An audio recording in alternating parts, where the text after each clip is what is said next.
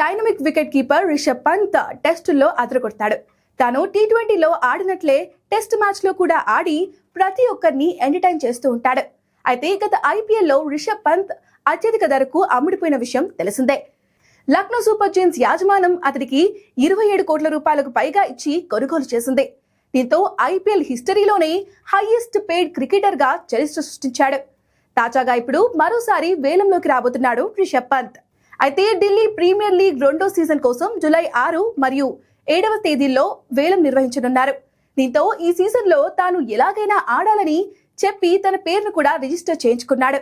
ఎందుకంటే గత సీజన్ లో 6 జట్లు మాత్రమే తలపడ్డాయి, కానీ ఈ సీజన్ లో మరో 2 జట్లు కొత్తగా వచ్చి చేరాయి.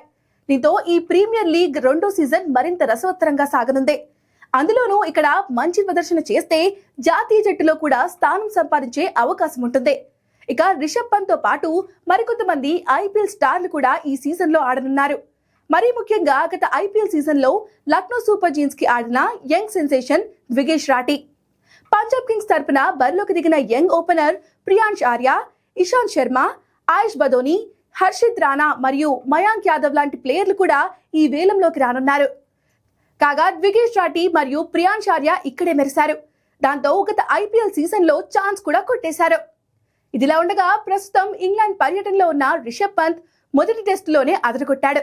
ఆడిన 2 ఇన్నింగ్స్ లోనూ 2 సెంచరీలతో సరికొత్త రికార్డు సృష్టించాడు. ఇప్పటికే ఐపీఎల్ ఆక్షన్ లో చరిత్ర సృష్టించిన రిషబ్ పంత్ ఈ వేలంలో ఎంతవరకు వెళ్తాడో చూడాలి.